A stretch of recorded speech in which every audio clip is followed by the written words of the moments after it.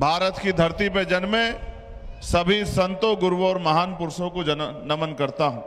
उनमें भी राष्ट्रपिता ज्योतिबा फूले, छत्रपति साहू जी महाराज, छत्रपति शिवाजी राजे, मां जीजाबाई, संत तुकाराम, संत गाडगे जी महाराज, नारायणा गुरु, मान्यवर साहब श्री काशीराम और करोड़ों करोड़ों देशवासियों को, महिलाओं को इज्जत की जिंदगी दिलाने वाले, भारत को संविधान देने वाले डॉक्टर बाबा साहब अम्बेडकर को मैं आज याद करता हूं। मैं समझता हूं कि भैया साहब नाक टिके अपने काम को जिम्मेदारी से कर रहे हैं, लेकिन कोई भी अकेला व्यक्ति कामयाब नहीं हो सकता, क्योंकि ये लोकतंत्र है, लोकशाही है। लोकशाही में तो लोगों को तैयार करना पड़ता है। जैसे मैं आज कोशिश करूंगा कि बहुत लंबा चौड़ा भाषण देने की बजाय आपको चुनाव में किस तरह काम करना है उसके लिए मैं आपको तैयार करूंगा। अभी आपको लगता है कि ये मंच पर बैठने से इज्जत बनती है। ये मंच पर बैठने से इज्जत नहीं बनती, काम करने से इज्जत बनती है। जो जैसा काम करेगा समाज में उसकी ऐसी इज्जत होगी। अगर मंच पे बैठने से इज्जत होती तो जो सामने लोग बैठे हैं ये भी इज्जतदार लोग हैं, इनका भी सम्मान है। तो ऐसा नहीं है कि इधर वालों की इज्जत है, इधर वालों की नहीं है। मंच पे उन लोगों को बिठाया जाता है जिनसे उम्मीद की जाती है कि वो तैयार लोग हैं और वो लोगों को तैयार कर सकते हैं। लेकिन आप देखो जिस तरह मंच का माहौल है और जिस तरह मंच पे हमारे साथी अनुभवीहीन होने का प्रयास दिखावा कर रहे हैं, उससे ये पता लगता है कि अभी लड़ाई बहुत दूर है। आप ये महसूस कीजिए, जब हमें कुर्सी पे बैठने का अधिकार नहीं था तब हम कुर्सी पे बैठने के लिए संघर्ष करते थे। आज हमें कुर्सी मिलने के बावजूद हम लोग कुर्सी पे नहीं बैठ पा रहे हैं। ये हमारे लिए चिंता का सवाल है। मैं ये समझता हूं कि महाराष्ट्र में ऐसा क्या है कि हमारे लोग राजकाज में नहीं आ रहे हैं। आज मुझे एहसास होता है कि यहाँ ट्रेनिंग कार्यक्रम कमजोर है।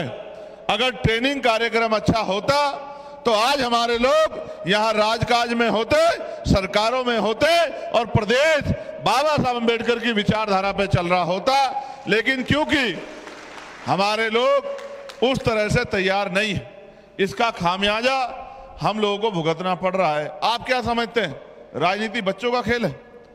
नहीं, राजनीति ज्ञान के दम पे होती है, राजनीति विचार की शक्ति के दम पे होती है, राजनीति व्यवहार से होती है, राजनीति उद्देश्य के प्रति होती है, राजनीति लक्ष्य के साथ होती है।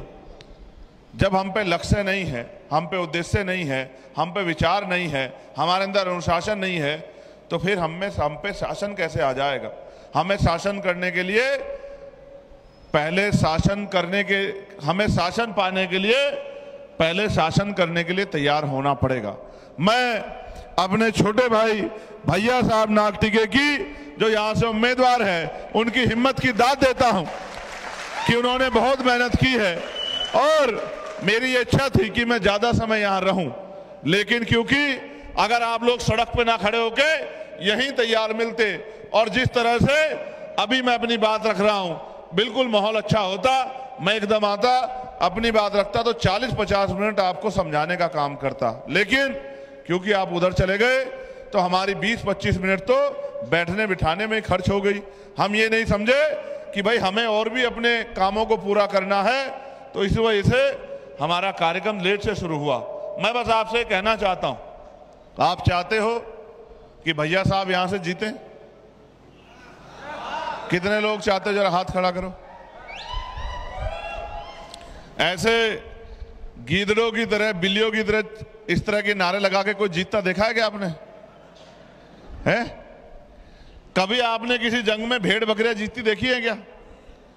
जंग के मैदान में योद्धा उतारे जाते हैं और एक से एक कौशल योद्धा उतरते हैं और वो कौशल योद्धा जीत तय करता है। भेड़ बकरियां कभी नहीं जीतती है। तो मेरा ये मानना है, अगर आप चाहते हैं तो अगली 10 मिनट मेरी बात पे गौर कर लेना। मैं आपको गारंटी देता हूं कि आप चुनाव जीत जाओगे।